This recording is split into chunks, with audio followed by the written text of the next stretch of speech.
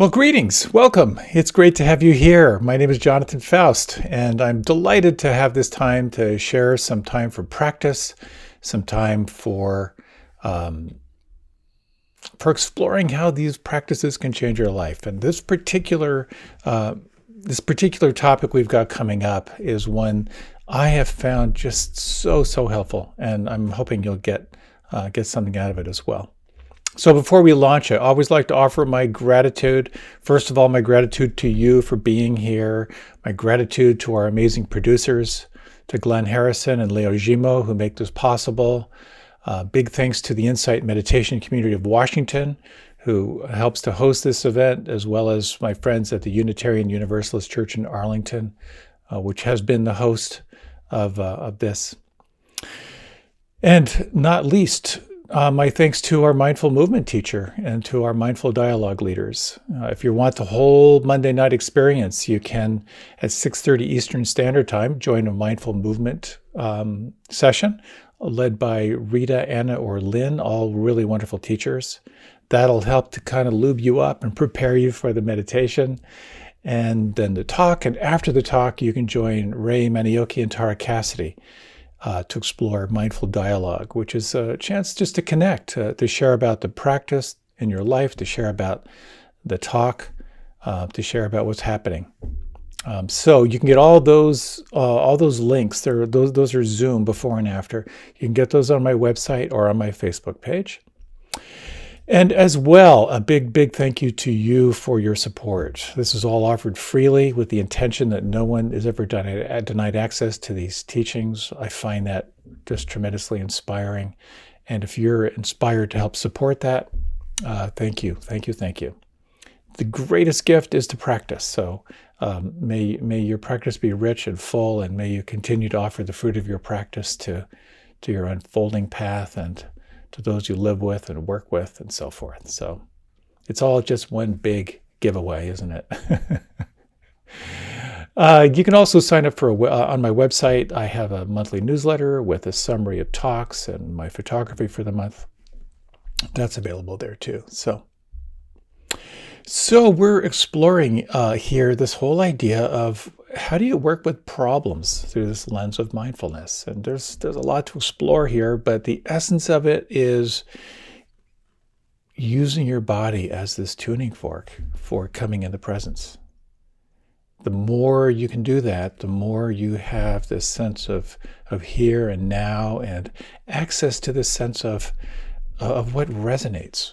Well, what's true. And there's so much to explore here, but what I'd like to explore in particular for this meditation is really to sense what it's like to be fully present in the senses, to be fully present to the here and now, to be fully present to what's changing in the senses, to be fully present to what you hold on to, what you can let go of. All that juicy stuff is available. So a lot of my guidance for this meditation is going to be around coming back to the sanctuary of the body. Coming back to the body as this doorway or this portal into presence. So, honoring the body, you might like to take some time to move or stretch. Really helpful. You might want to reach your arms up overhead. Let out any sounds. What does your body need to actually come into an inner quiet? You might find it helpful to stand up for a moment. Stretch, hydrate. Strap in. When you're ready, you can close your eyes. Now, there are a couple things around attuning to here and now, awake to the senses. One of them is to be aware of the senses right now. So you might just let your attention open to sound. Can you just feel the sense door of sound wide open?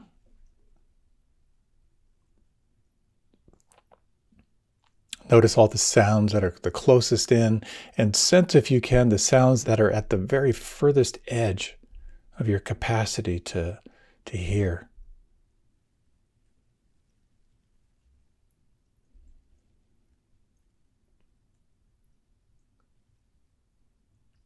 Sound meditation is this amazing way of of exploring impermanence,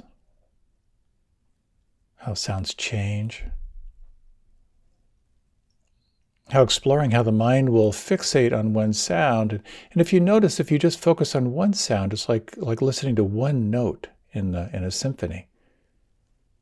And if you widen your awareness to sense the simultaneity of sound, can you just notice the whole symphony, the whole orchestra of sounds?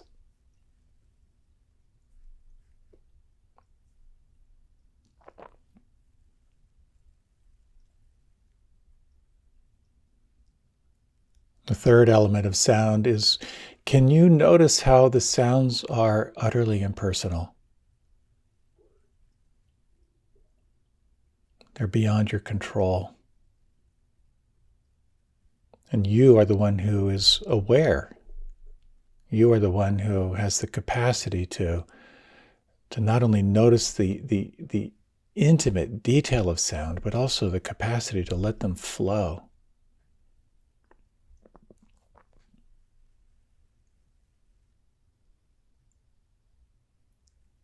You might open your attention now to the doorway of feeling. Externally, you might notice the air touching your skin.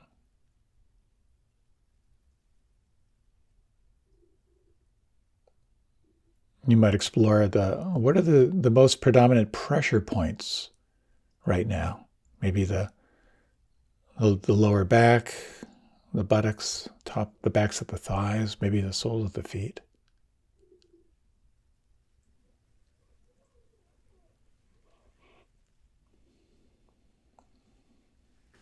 Can you sense where the fabric of your clothes feels the most predominant?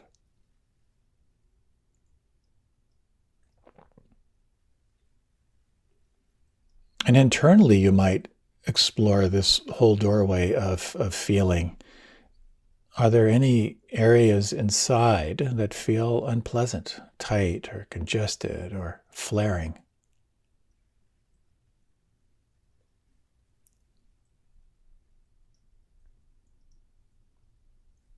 Are there any places inside that feel open, free-flowing, pleasant, ease?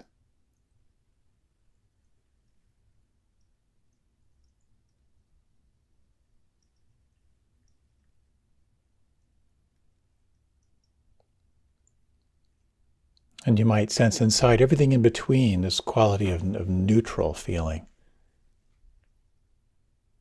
Can you sense pulse or tingling or vibration?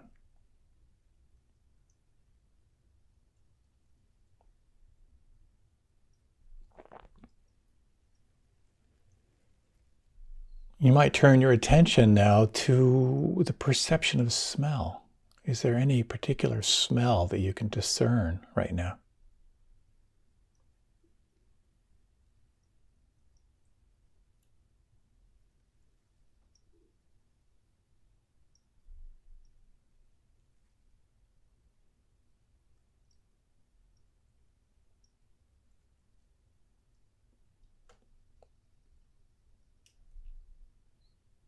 This doorway of taste, is there any particular taste, any lingering perception here?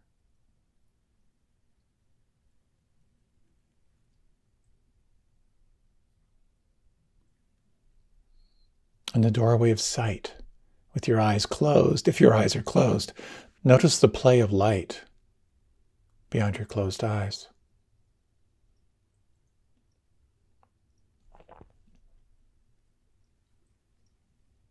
When you sense the simultaneity of all the sense doors open, can you sense this internal processing in the brain? This quality of naming, of making sense of this wide open field of data. The observer.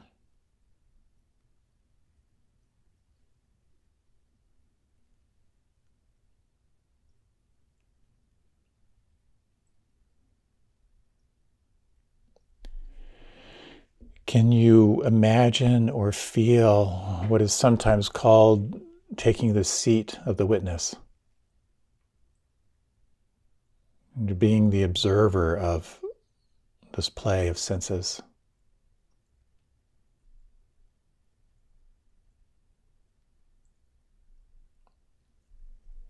And just as when you are listening to an orchestra or a symphony or a band, you can direct your attention to one note or one instrument. And it might be helpful, just for the purpose of gathering your attention now, to bring your attention to one particular note. You might focus on the anchor of your breath. Where do you feel the breath the most predominant right now?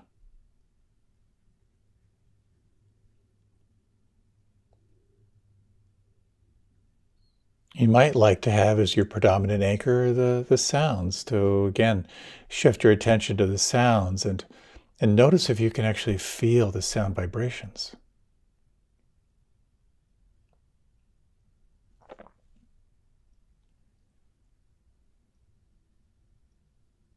Some people find letting your attention rest in the palms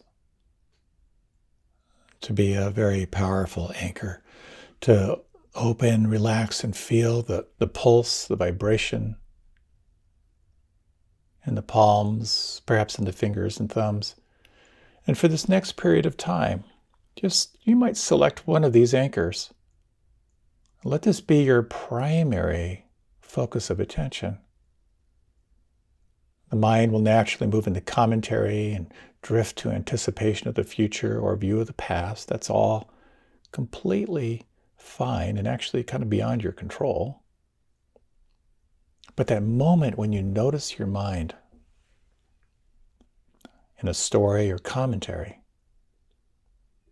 notice how gently you can escort your awareness back to this contact point with breath or sound or the felt sense of the palms. And sense if you can rest your attention here, sensing from the inside the aliveness of here and now.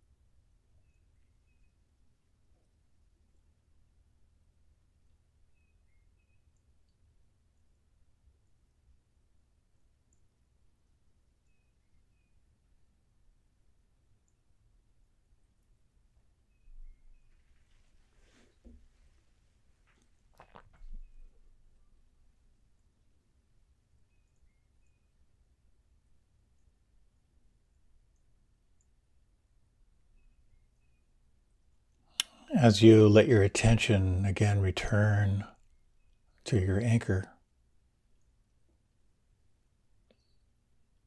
as you sense again this seat of the witness, the observer, you might notice how your attention might shift from your focal point of the anchor to the periphery, to the background, and to awareness of other sense data, or awareness of the movement of the mind, or awareness of feeling. And you might like to try the following, just as an experiment. From this place of the observer, you might notice how different data will kind of come up on the screen of your awareness. And in the realm of embodied awareness, You may notice that your attention will move to sound, or it may shift to feeling, or it may shift to some form of imagery. And from this place of the observer, when you notice, when you're awake to the fact that your attention is aware of sound, you might just simply label that with the word hear. When you notice the predominant experience is feeling or feeling tone or sensation, you might use the word feel. And when the awareness moves toward imagery or awareness of sight, label that with the word see. And only if this intrigues you, you might now move into this as your practice. Again, noting whatever phenomena arises, and when you notice the awareness of it, just label it very gently with the word see, hear, or feel.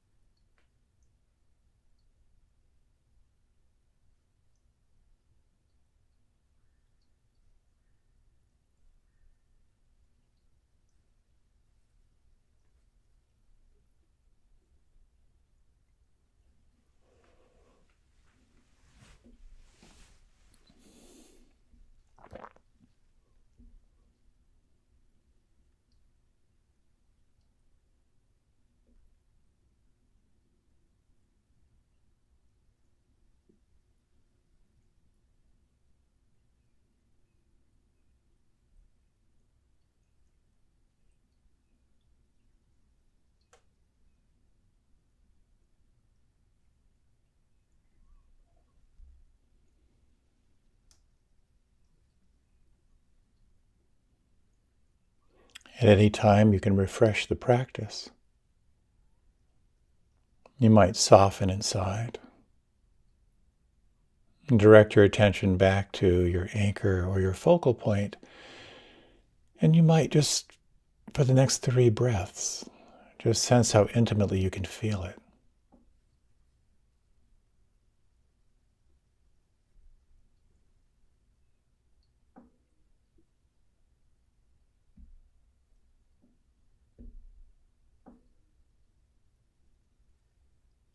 Sensing this perspective of the observer, non-judging, non-preferential, just awake to wherever the lens of awareness moves.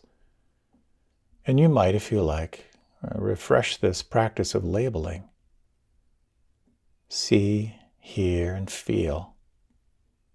Naming whatever is in the field of attention.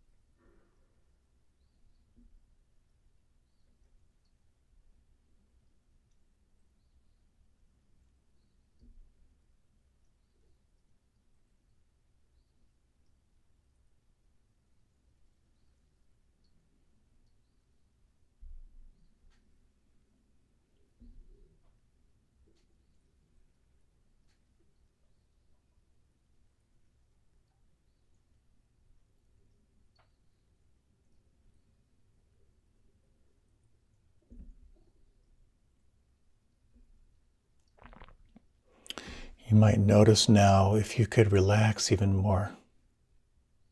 Is there anything that could soften inside? And you might explore this sense of receptivity.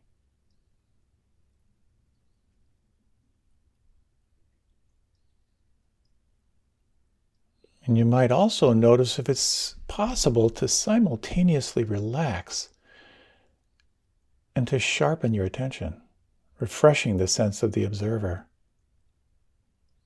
Either refreshing your experience of your anchor, or perhaps refreshing the sense of noting or labeling. See, hear, and feel.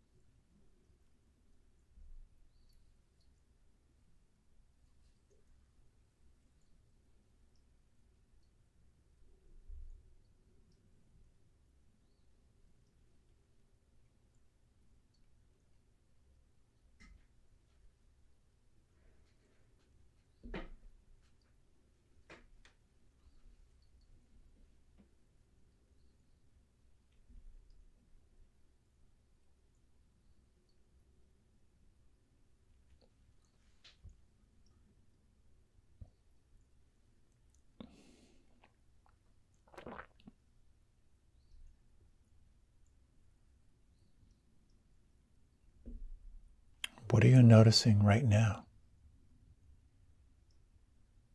Can you name it? And can you let it be?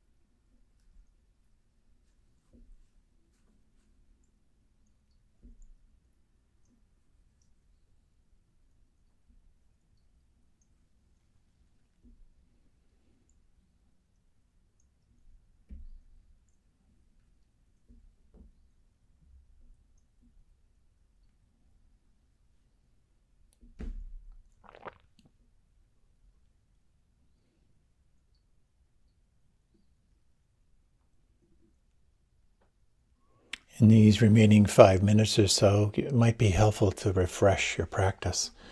And you might just sense, is it possible now to soften inside, to relax? Feel your face expressionless. And feel the length and the weight of the arms.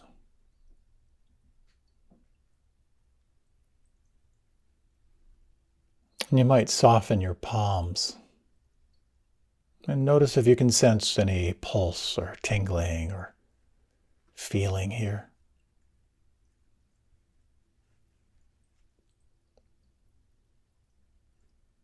Could you relax your lower back, the buttocks, the belly?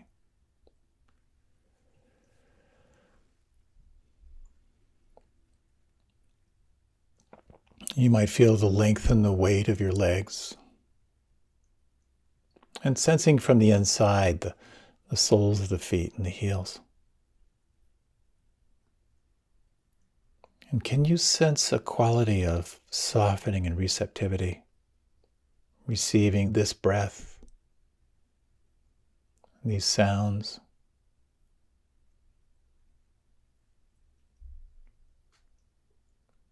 And you might explore widening your attention to the flow of your experience, to the stream of everything that's changing. Sensations, thoughts, moods, different states, allowing them all to pass through like clouds, like weather systems. Exploring this phenomena of cultivating both deep relaxation and simultaneously this quality of alertness.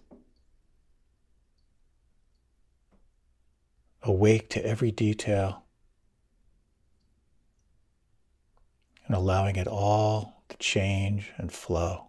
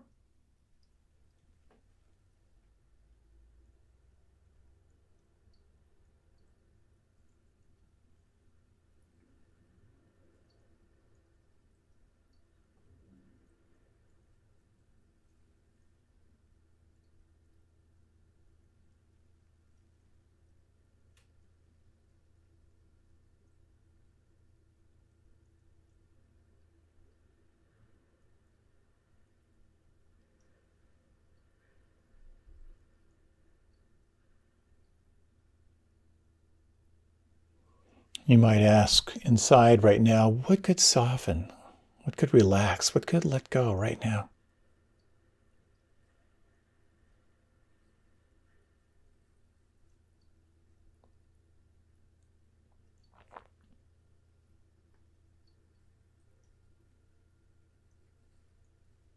What could soften or relax or let go even more than that?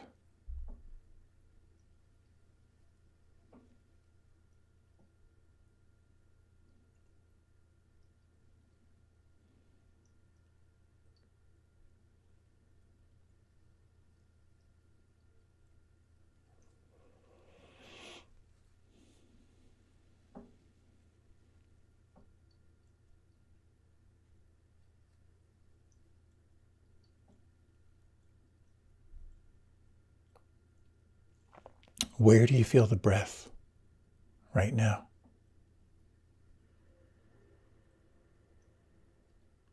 You might very, very gently lengthen the inhalation, soften on the out-breath, and let all of your attention be with this sense of inflow, outflow.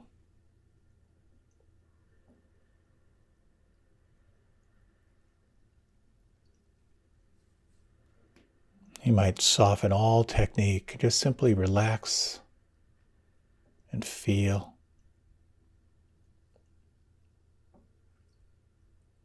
And allow.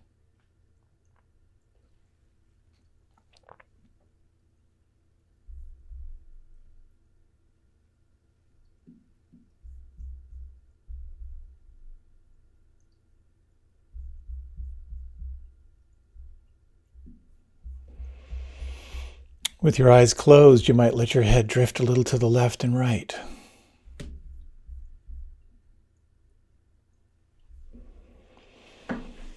You might begin to deepen your breath. Let your body now move and stretch in any way that feels really juicy. Take this time for your transition. There's no hurry, there's no rush.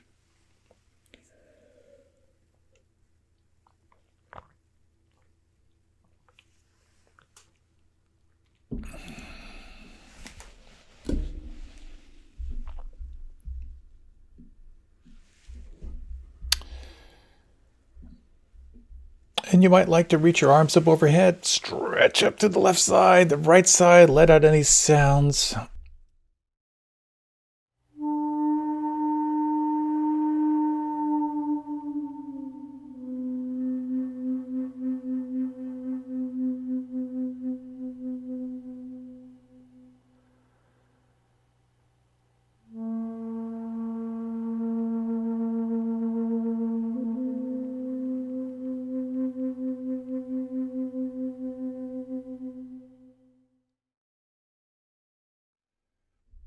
and welcome. This young man is going out to buy his very first sofa. He's talking to this salesman, and the salesperson says, well, we got lots of sofas. What are you going to use it for? And this guy says, well, when I'm not working, I spend a lot of time with my friends, gaming. The salesperson walks him over to this sofa and he goes, hey, well, this sofa, it'll easily fit you and 3 of your friends with no problem. The guy kind of pauses. He goes, yeah, show me something else. I don't have 3 friends with no problem. We all got problems. Here's another. This one's really dumb. This guy goes to the doctor. He goes, I think I got a problem here. I think I got a problem with my hearing. And the doctor says, well, can you describe the symptoms? He says, well, there's this guy named Homer, and then his wife's name is Marge. So I'm going to talk about problems and problem solving and mindfulness and how all that works together. I'd like to talk first about how mindfulness is really an amazing problem solving tool, because it helps you see more clearly. It helps you pierce through delusion and confusion, and it can help you to cultivate new insights. But I'd also like to talk about how mindfulness is about shifting out of the box of the linear mind. The linear mind is comparing, judging, trying to figure stuff out, and intuition happens when you're suspending that. So I'd like to talk about the power of what's called reframing. Reframing is an amazing tool for getting insights into issues that are problematic. The third thing I'd like to touch on is reflecting on karma as a problem-solving tool. Karma is this law of cause and effect, and there's something very powerful about taking time to really investigate the karma around particular issues in your life. Then if we have time, I'd like to talk about maybe the most radical way that you can reframe issues in your life. So I just want to say, if you have no problems, you might want to skip this talk because it probably won't be helpful. But maybe you know someone who does have some problems, so maybe it is worth listening to this. So a jet is taxiing down the tarmac. It immediately stops and it turns around and it goes back to the gate. And after an hour-long wait with everyone kind of sitting in the cabin, it finally took off again. And a passenger asked a flight attendant and said, what was the problem? And the flight attendant responded and said, well, the pilot was bothered by a noise that he heard in the engine, and it took us a while to find a new pilot. It's amazing how good we are at pretending things aren't real. It's amazing how good we are at compartmentalizing, pretending things really aren't a problem. And eventually, of course, they become more and more chronic, and then we got issues. But I find it incredible to see the amazing power of the mind to create its own alternative reality. And so we have this antidote of mindfulness. And these 2 elemental questions that you can ask yourself at any time. The first one, what exactly is happening right now? Oh, that's a really deep question, because it's very complex when you really look at it. It's simple, but not easy to really name what's happening.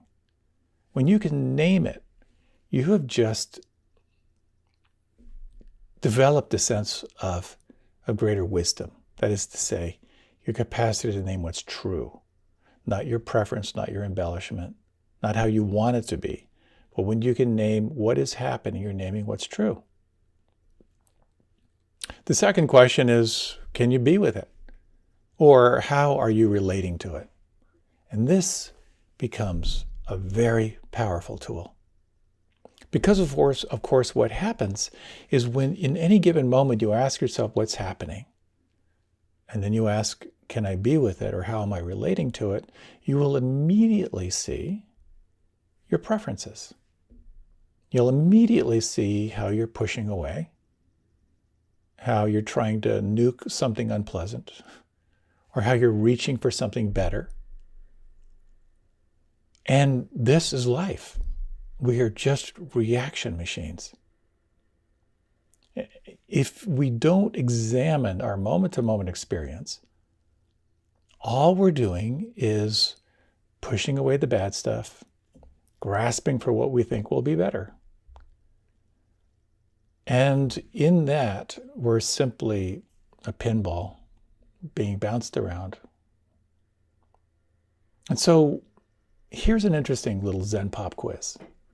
If you like, you can close your eyes. Not mandatory, but you might close your eyes. And let me ask you right now, what's happening right now? What is most predominant right now?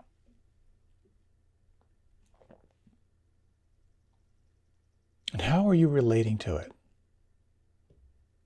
Is there any subtle sense of pushing away or holding on?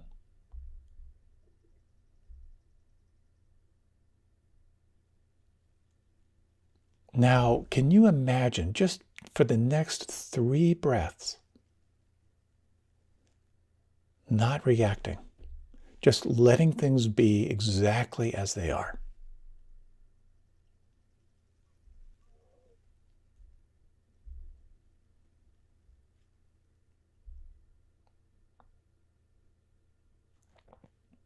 And if you like, you can deepen the breath. And if you like, you can open your eyes. This whole idea of moving out of reacting mind into more of a non-preferential quality of awareness is really quite profound, because when we're not awake, we're just reacting to life. If you take fruit flies, you put them in a jar, leave them in there for a while, and then if you take the top of the jar off, the fruit flies will continue to fly around, but never out of the jar. And isn't that an apt description of life? For example, if you have a belief installed at some point that you're not good enough, or you're not deserving enough, there's not a lot of difference between you and that fruit fly. You're flying around, but you're not aware of how you've trapped yourself, how you're limited by that belief. And this is the incredible, liberating aspect of mindfulness. So reactivity is countered by cultivating steadiness. You know, the word equanimity it's a big word in this particular tradition. Equanimity is that sense of steadiness, of non-preferential awareness. And whenever you take this seat of the observer, you begin to notice your reactivity.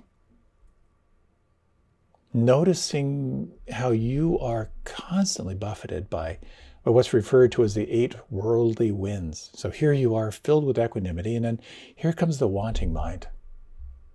What does the mind want? It wants success. It wants to win. It wants pleasure. It wants to be well known. It wants to be loved.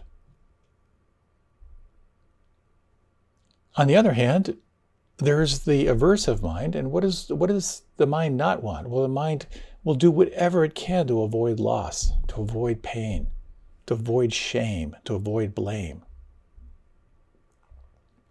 If you are not aware of the 8 worldly winds and their effect on you,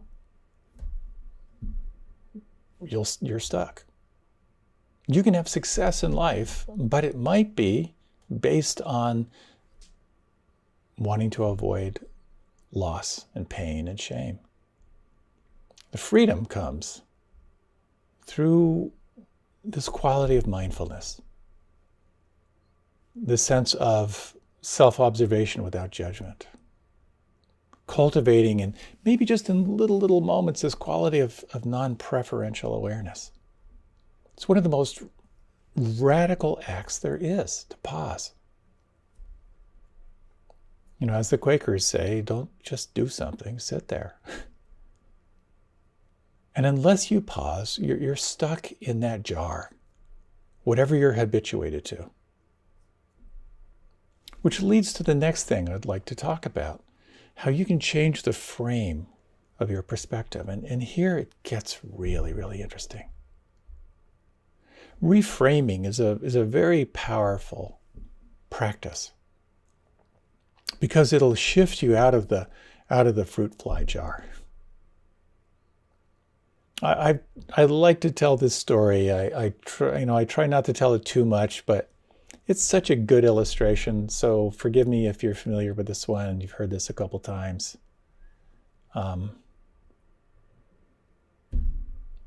Over the years, I've followed the wonderful mystical teacher, Sri Sri Tony Robbins Das, and gosh, this was so many years ago when I first ran across what he calls the 5 problem-solving questions. I've adapted them, I've changed them a little bit, but hats off to Tony Robbins, because this is a really, really powerful technique. And these are questions that help you to kind of reframe a problematic situation. And I use them all the time for myself. But when I first heard this and I was exploring an issue and I kind of deconstructed it, and whoa, I just had such a powerful insight.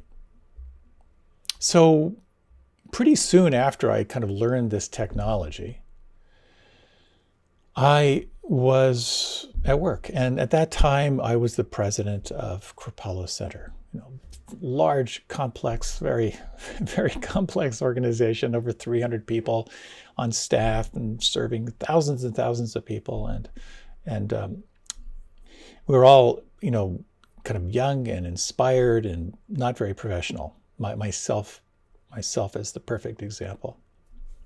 But at one moment, I'm just in my office and the head of reservations just came storming into my office. And she said, "We got a problem." And so I stopped and invited her to sit down, and I asked her, "So what's the issue?" She said, "Well, the catalog just dropped. And we have more calls than we can get to. Our staff is undertrained. We're overwhelmed. We're leaving people hanging. And the flood of calls is so much, everyone's freaking out. And it's a mess and it's a disaster." So I called on these 5 questions and I asked her, I said, I totally get it. And I can imagine how challenging that is, but I just have a couple questions for you. I said, "So what's great about this problem?" And I could just see the kind of the shock in her, and she kind of looked around the room and she said, "Business is great?" I said, "Yeah, it's interesting, isn't it?" "Yeah." I said, "So tell me, what's not perfect yet?" And again, this really long pause. And she said, well, what's not perfect yet is that we're not handling the calls well. If we had a way to intake calls and if there was a way to kind of train people up faster so they actually felt more confident and they weren't calling on the senior people to help them, that would be great. And if the esprit de corps was really up and excited, that would be great. I said, "Awesome." I said, "So what are you willing to do in order to resolve this?" And she said, well, I'm willing to come into your office and talk about it, and and I'm willing to kind of bring this forward to see how we can solve this together. And I am willing to look at our entire systems and how we can rework things. I said, "Awesome." And then I asked the next question, which is, well, what are you willing to not do in order to resolve this? And her immediate response was, I am not willing to live like it is right now. This is untenable. I will not stand for how it is. I said, great. Which led to the final question, the fifth question. And Tony Robbins has his way of languaging it. And that question is, how can you have a great time resolving this? Or my angle is like, how can you develop some new mastery as you work this? So I asked that question. So how could you have a great time figuring this out? Is there some level of mastery that you could develop here? Again, there was a long pause, and she said, we have some really creative people on staff. And maybe I could turn this over to some of our senior people, and they could create a really creative, fun training. Maybe we could take some time at the end of the day to explore what worked and what didn't work, and kind of tweak it as we go. Maybe there's a way we could just actually tell people right up front and saying we're so excited because the interest is so high in our programs that we really want to get to you to support you. Maybe we can have that as our, a way that people could, when they're on hold, that they could kind of get how actually excited we are. And we went on to brainstorm, and that meeting was amazing. And at the end, she was so pumped, and so was I. All from reframing, from catastrophe to, well, what's great about this? What's not perfect yet? What are you willing to do? And what are you willing to no longer do? And how can you have a great time doing it? Or is there some way you could create some mastery here? So, just to deconstruct these questions, of course, what's great about this problem is it's kind of stunning. But if you sit with the question, part of how inquiry works is you take the question and you just hang out. Hang out with it. And sometimes there's a very cool response. What's not perfect yet is a reframe that actually has you reflect on, well, what would be perfect? Again, it shifts your consciousness to a different frame. What are you willing to do? It helps to bring your attention toward action steps. And I find the fourth question, what are you no longer willing to do, to be really empowering? And quite often when I ask myself that question's got a lot of anger. And that anger is power. It's the line in the sand. I'm no longer willing to live this way. And the fifth question is challenging, but how could you have a great time resolving this? Or how could you develop some new mastery? I think a lot of us really have a sense of we want to develop more skill. We want to develop more mastery, and that can open up into creative brainstorming. So let me take you through this, if you like. And if you like, you can close your eyes, and you might just think of some problematic situation in your life. It doesn't have to be big. In fact, it might even be helpful to choose something that's kind of a mild irritant. So over the next 3 breaths,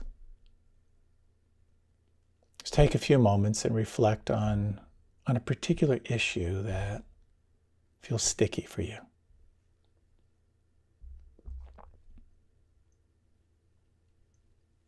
And if you were to kind of describe this issue in one sentence, how would you describe it?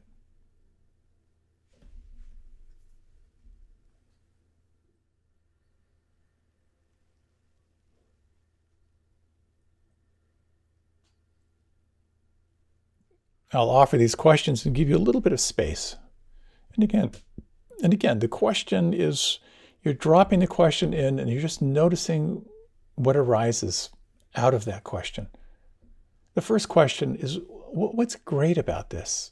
Or what could be great about this issue?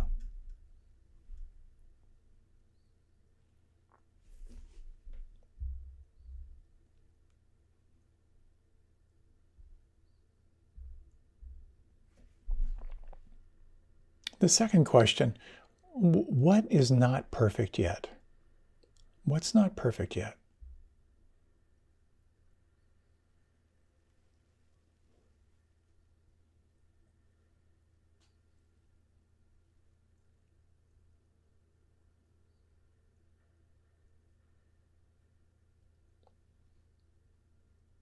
Question 3, what are you willing to do in order to resolve this? What are you willing to do?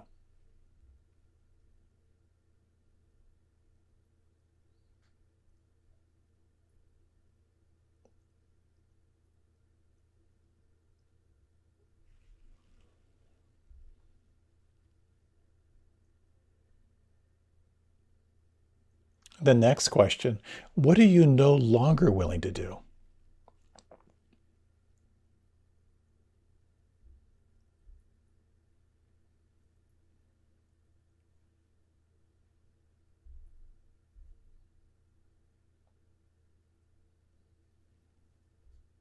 And the next question, is there a sense of how you could have a great time resolving this? Or is there some new mastery that you could develop? How could you work toward resolving this in a way that's enlivening?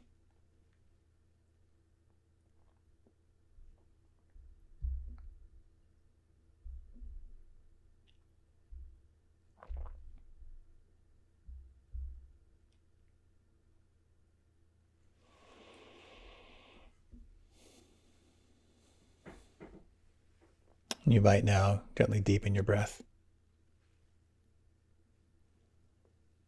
When you're ready, you can open your eyes or feel free to remain with them closed. I hope this was helpful for you.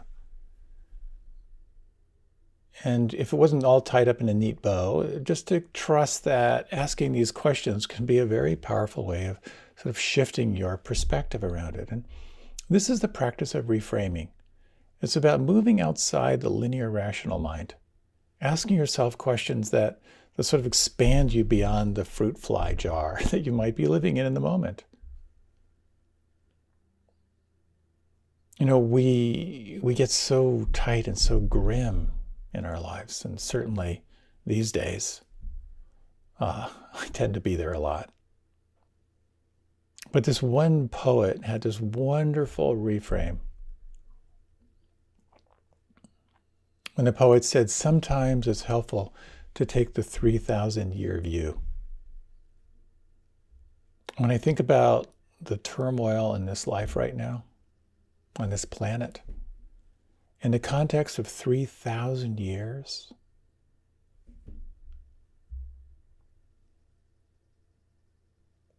it's a potent inquiry. And for me, it sort of helps me to hold this and to sense how in the 3,000-year view, how do I want to be right now? And so we're a product of our conditioning. As little kids, what we saw modeled, what we were told reality was, we just sort of take it on. As I've shared before, it's like we're little hard drives with no virus protection. And a really interesting question is, let's just say your relationship to money. Is it any different than your parents' relationship to money?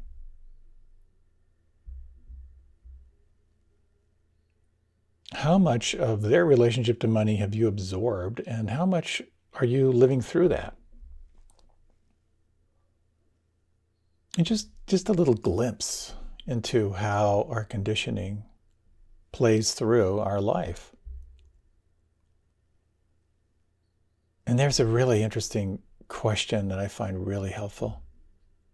For example, when I just think about money, both my parents were Depression kids.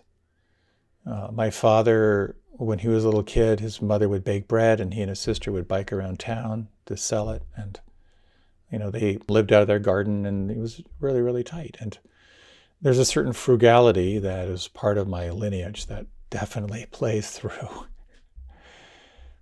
And I'm grateful for it, but it's also limiting. It's also limiting. But the question I love is when I think about just that little conditioning. Who am I without that imprint? And when you think of the conditioning in your life, think of the impact that your primary caretakers had on you. And just for a moment, ask yourself this question. Who are you without that imprint?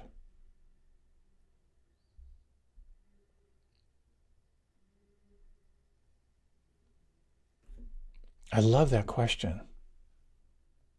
It opens up new possibilities, and it opens up a very interesting state that many people report, which is when they ask themselves, who am I without that imprint of, that overlay of my relationship with my dad? Their response is, I don't know. I just don't know. And part of the practice is to embrace that.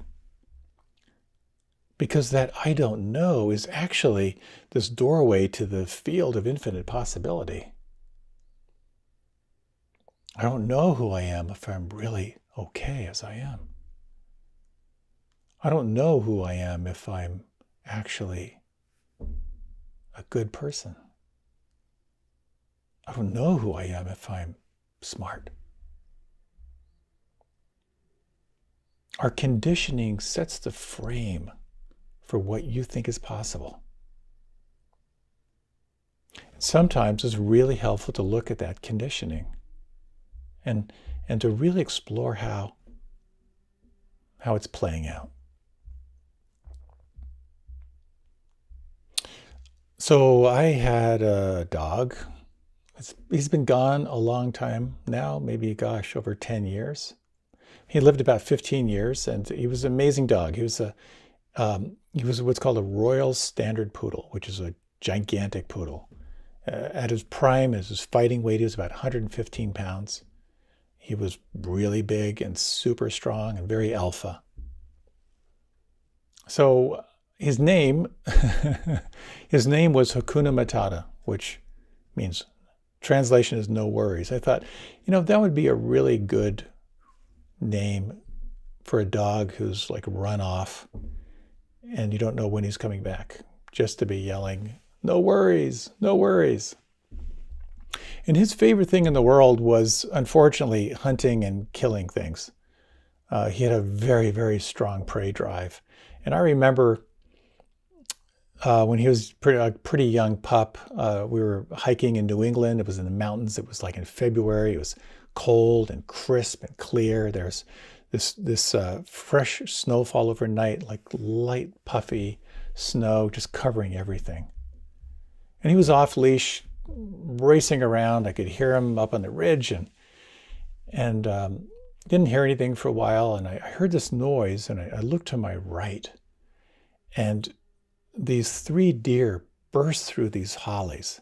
There was this explosion of light, of snow crystals in the morning, the sun, these 3 deer that were just for a moment suspended in air and then off and running.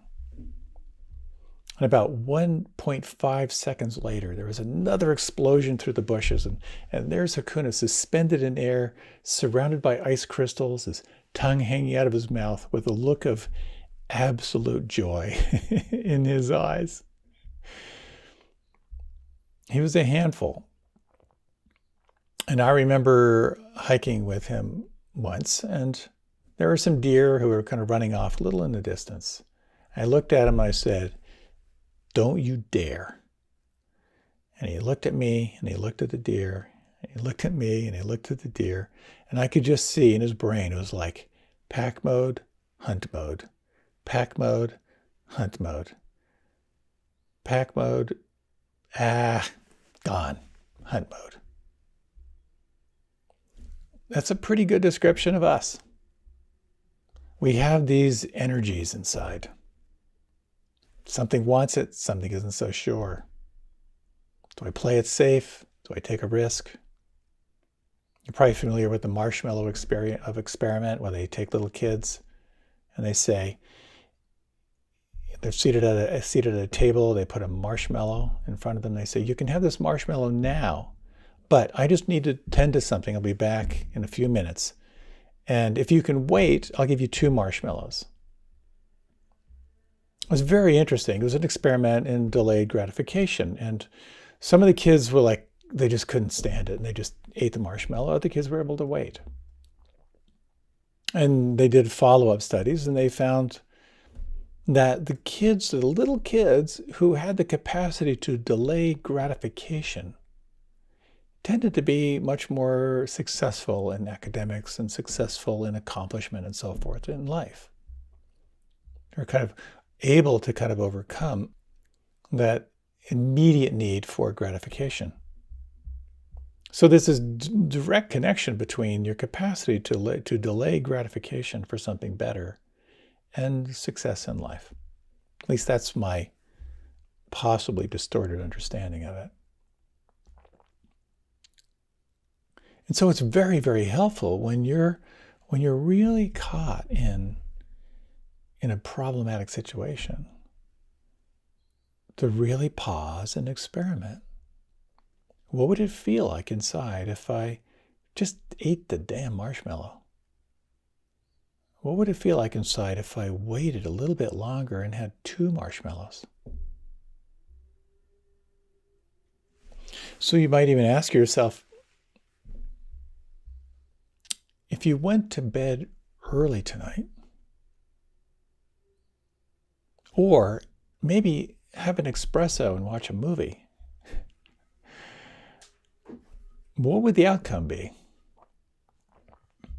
Now, for some of us, like, oh, okay, I'll go to bed, I'll feel good, I'll have a great day tomorrow. And someone else might be like, oh God, it would be so much fun to just get a little lit up and watch a movie. So here, when you're in a problematic situation, and kind of the point I'm getting to is, it can be very helpful to kind of reflect on what we could call cause and effect, or karma. Karma is really this basic rule that whatever you do has some effect down the road. And again, when we can shift from impulsivity to reflection, and we touched on this a little bit last week, when you have a problem to solve, what are the options? And it can be really, really helpful to kind of break it down. Are there 2 options, 3 options? And allow yourself to really sense. If you choose one and ask yourself, okay, if I do that, what's the short-term outcome and what's the long-term outcome? If I didn't do that, what's the short-term outcome and the long-term outcome?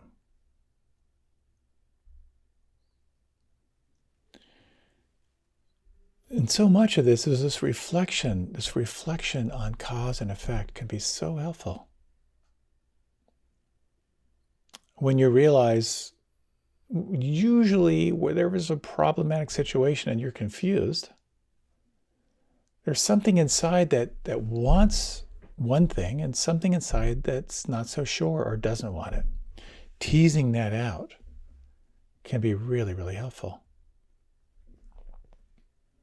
For example, someone who really had a decision to make around taking a wild trip overseas or taking that week to be with their parents, kind of their aging parents, and really caught because something inside really wanted to cut free and just have an adventure. Something inside wanted to be responsible and not to let their parents down and to be there for them. That was a real problem for him. How did he sort that out? Part of it is reflecting on the unmet need.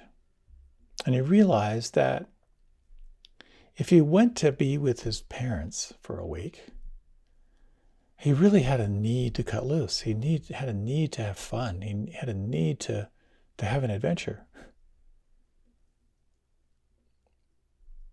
And if he blew that off and just went to Bali and had the adventure, well, he really had a need to feel like he was being responsible to his parents.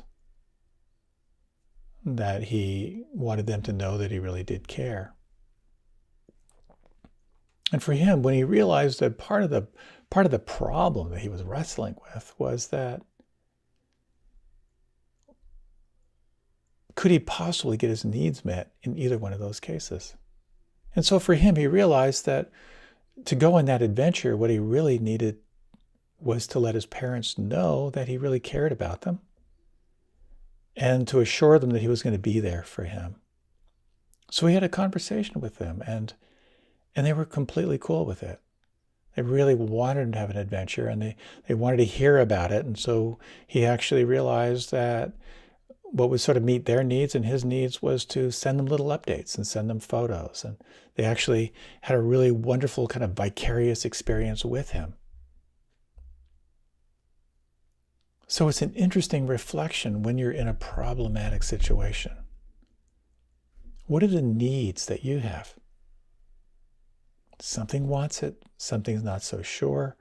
And if you can begin to name those unmet needs, you may find some kind of resolution.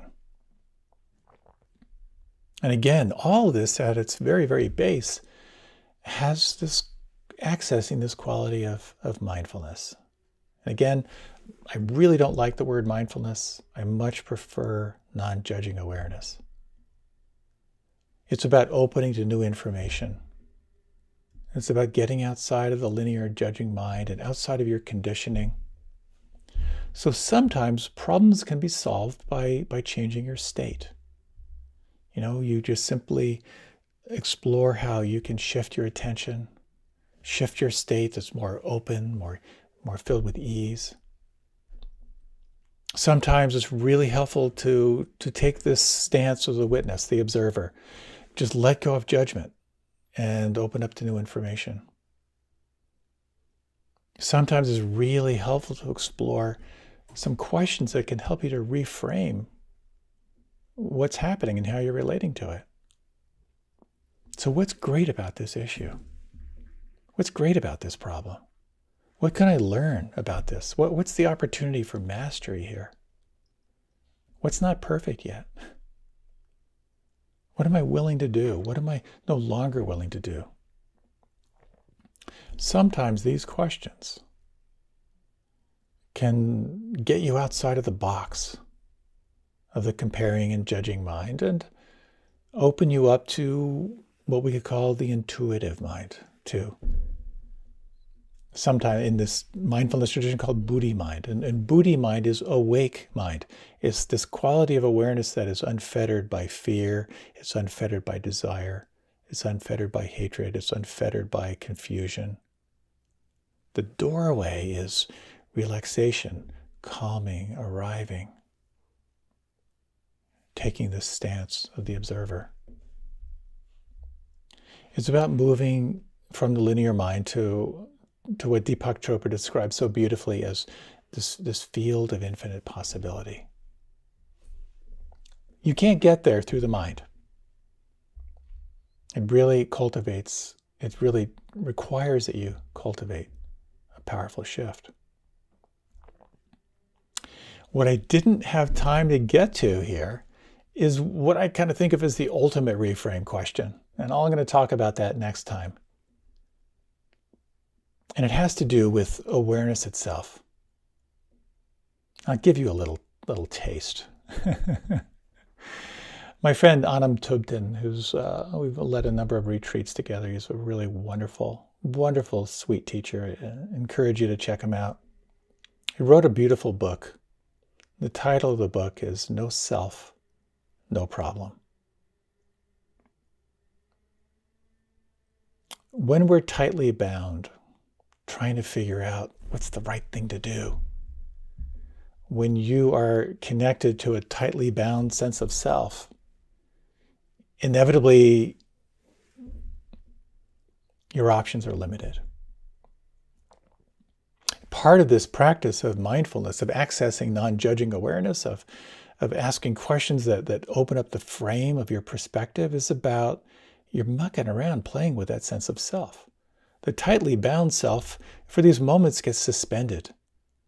And that's what allows you to shift out of linear mind into intuitive mind, into Buddhi mind. So no self, no problem is a radical, radical practice. And next time, we'll explore a little more about these questions that actually move you from the world of duality. And problem solving in the realm of duality it's healthy. We all got to navigate our lives. But it's also really powerful to open to these wider questions. It's a radical, radical act. We'll explore more. So in these final minutes, you might like to close your eyes. And you might slow down your breath.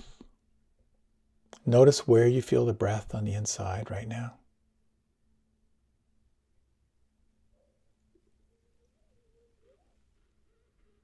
And just sense what it's like to tune into this frequency, if you will, of non-judging awareness.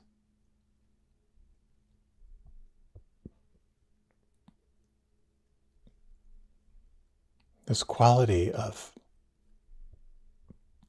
Buddhi mind, or the intuitive mind. Just sense for a moment who you are in the absence of wanting, of aversion or judgment. Your capacity to be both intimately, deeply relaxed, and at the same time alert, awake to everything that's changing and letting things be.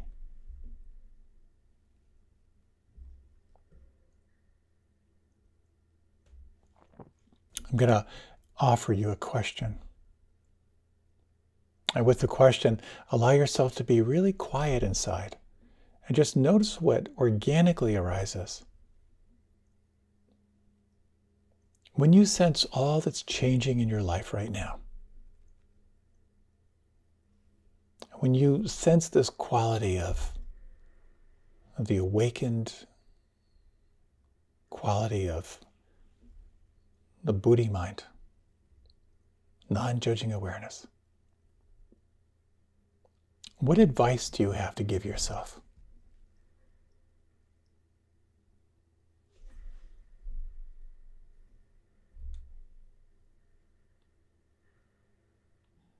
And if you were to follow that, not perfectly, not all the time, but if you were to incline your mind toward that, what would that be like? What would that feel like?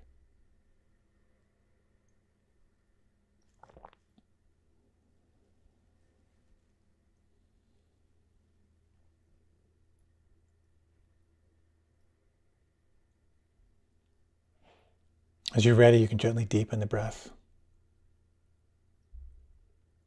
When you're ready, you can gently open your eyes. Thank you so much for your time and your attention. I truly hope this was helpful. May you be guided by that quality of non-judging awareness. And may you feel this quality of presence and the capacity to pause, to ask yourself, what's happening right now? Can I let it be? How does this moment want me to be with it? That quality of inner listening can be transformational. Blessings in your practice. Thank you again.